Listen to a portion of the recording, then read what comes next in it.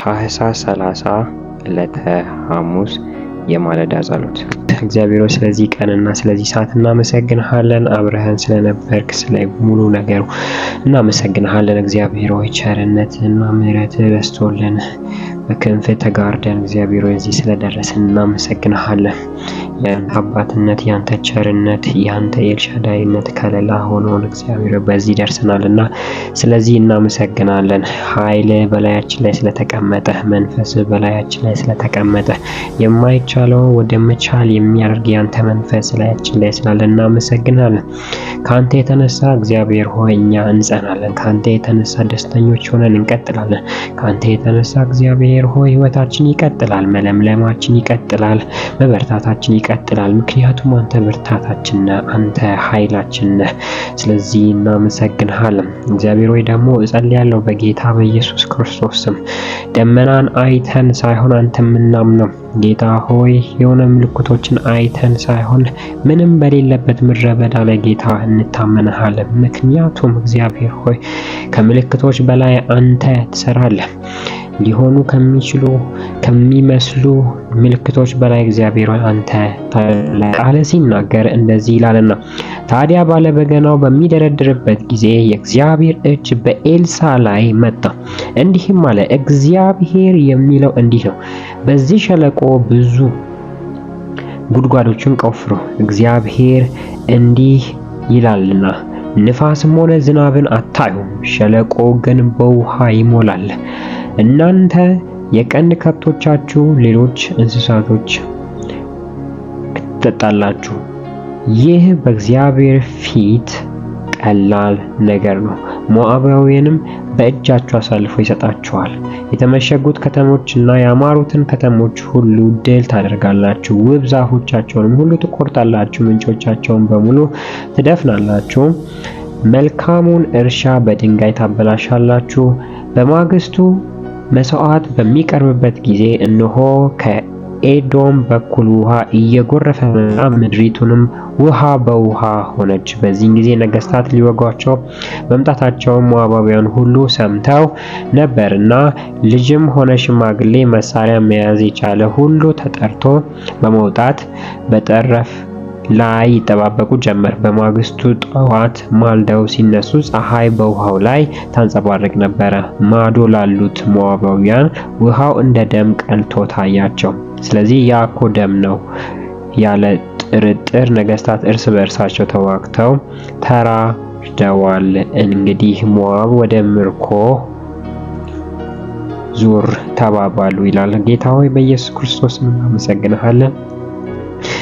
ጠላት እንኳን እግዚአብሔር ሆይ ሊገምት ከማይችልበት ቦታ ህዝብህን ጥማቸውን ታረካለህ። እግዚአብሔር ሆይ ባሪያዎች ተስማምተው ጠላቶቻቸውን ለመምታት በሚሄዱበት ጊዜ ውሃ በሌለበት ቦታ፣ ምድረ በዳ በነበረበት፣ ምንም የሚታይ ደመናም ሆነ ዝናብ በሌለበት ቦታ እግዚአብሔር ሆይ ከጉድጓድ ውስጥ ከሸለቆ ውስጥ እግዚአብሔር ሆይ ውሃ ግን እንዳልጠፋ ጎርፍ እየጎረፈ መጥቶ እግዚአብሔር ውሃ በውሃ እንዳደረገ አባት ሆይ ጸልያለሁ። ደግሞ ጠላቶች በረከቱ ወይም ውሃው ደም መስሏቸው እንደታየ የጠላት እጅ በራሱ ወጥመድ ውስጥ እንደገባ እግዚአብሔር ሆይ እንጸልያለን በጌታ በኢየሱስ ክርስቶስ ስም።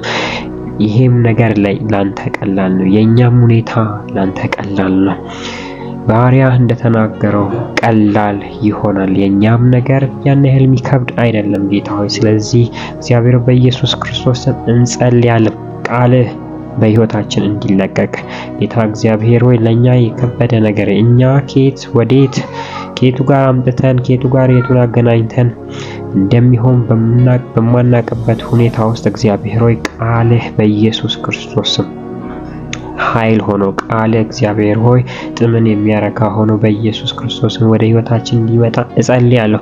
ጌታ እግዚአብሔር ሆይ ደግሞ እጸልያለሁ በተለያዩ ህይወት ውስጥ ያሉ ወጣቶች እግዚአብሔር ሆይ ነገሮችን ለመጀመር የነገርካቸው በህይወታቸው ዓላማ እንዳለ የነገርካቸው ነገር ግን ከየት ወዴት ሚታይ ነገር በሌለበት ቃል የገባህላቸው ሰዎች እግዚአብሔር በኢየሱስ ክርስቶስ ስም በዚህን ሰዓት ያንን የተናገርከውን የሚያደርግ ያንተ መንፈስ ጌታ ሆይ፣ ያንተ እጅ እግዚአብሔር ሆይ፣ የእግዚአብሔር እጅ በኤልሳ ላይ መጣ እንደሚለው በጌታ በኢየሱስ ክርስቶስም ጌታ ሆይ ያንተ እጅ በእነሱ ላይ እንዲመጣ፣ እነሱ በከበዳቸው ነገር ላይ ደግሞ ቀላል እንዲሆንላቸው ጌታ እግዚአብሔር ደመናን አታዩም፣ ዝናብንም ንፋስ ምንም አታዩም፣ ነገር ግን ይሄ ሸለቆ ውሃን ይሞላል እንዳለ ጌታ እግዚአብሔር ያለ ምልክት ታላቅ ነገር ታደርጋለህና ለነዚህ ወጣቶች እግዚአብሔር የእግዚአብሔር እጅ በላያቸው ላይ ይምጣ። ያንተ እጅ በላያቸው ላይ ይሁን። የከበዳቸው ነገር ይቅለላቸው። ጌታ እግዚአብሔር ሆይ ጌታ እመጣለሁ ያሉት ነገር በኢየሱስ ክርስቶስ ስም ምንጩ ከማይታወቅ እግዚአብሔር በኢየሱስ ስም ባርካቸው። በኢየሱስ ስም ይሁንላቸው።